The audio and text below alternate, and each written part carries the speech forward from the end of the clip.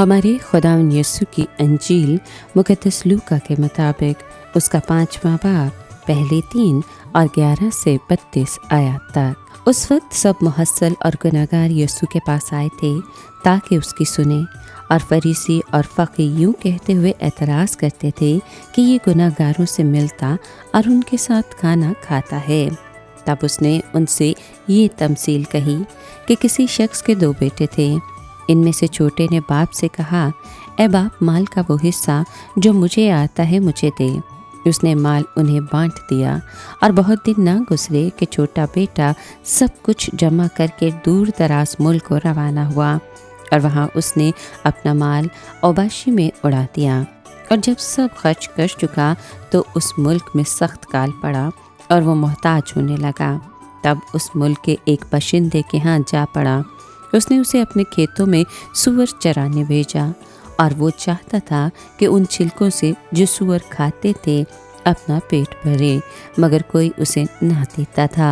तब उसने होश में आकर कहा कि मेरे बाप के कितने मजदूरों को बहुत रोटी मिलती है और मैं यहाँ भूखा मरता हूँ।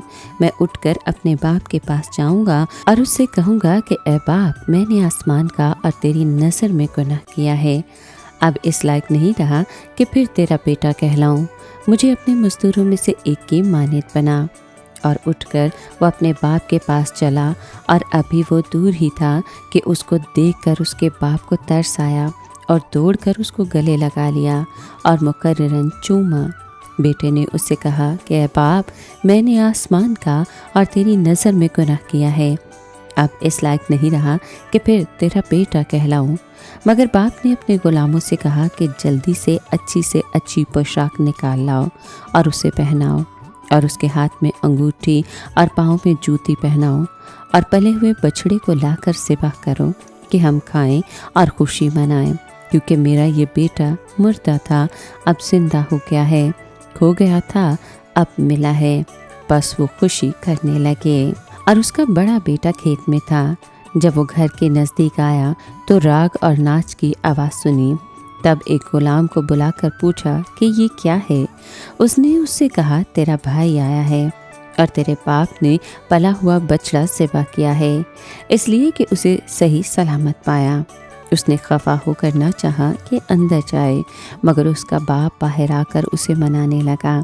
उसने जवाब में अपने बाप से कहा, देख, कितने वर्षों से मैं तेरी खिदमत करता रहा और कभी तेरे हुक्म के ख़िलाफ़ ना चला, मगर तूने कभी एक बकरी का बच्चा भी मुझे ना दिया कि मैं अपने दोस्तों के साथ खुशी मनाऊं। मगर जब तेरा ये बेटा आया जिसने अपना माल कसबियों पर उड़ाया, तो तूने उसके लिए पला हुआ बछड़ा ज़िबह किया। उसने उससे कहा, बेटा, तू हमेशा मेरे पास है और जो कुछ मेरा है वो तेरा ही है, लेकिन खुशी मनाना और शादमान होना वाजिब था, क्योंकि तेरा ये भाई मुर्दा था, अब जिंदा हो गया है, खो गया था, अब मिला है। पाक कलाम के पढ़े और सुने जाने पर खुदावंद की बरकत हो, खुदा का शुक्र हो।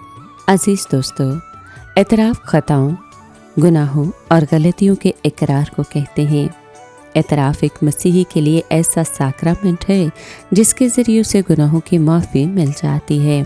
एक काहिन के सामने अपने दिल को खोल देने और अपने गुनाहों का इकरार करने के बाद खुदा के साथ एक अहद करना होता है कि मैं आइंदा ऐसा गुनाह नहीं करूँगा। मेरा रोज़ा मेरे गुनाहों का एतराफ़ भी ठहरता है और मुझे ये भी याद दिलाता है कि मैं गुनाह से बचने और कामिल होने के लिए खुदावंद के हुज़ूर अपने आप को छोटा बना रहा हूँ। इंसानी फितरत में गुनाह को छुपाने की आदत शुरू ही से पाई जाती है, मगर खुदावंद जो पोशीदा राजों को जानता है वो हमारे गुनाहों से भी वाकिफ़ है।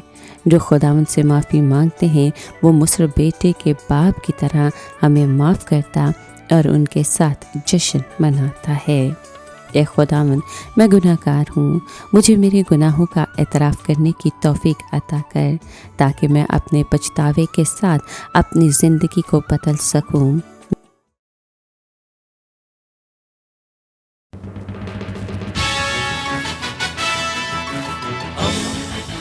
दोस्ती का पैगंबर, रेडियो वेरितास एशिया।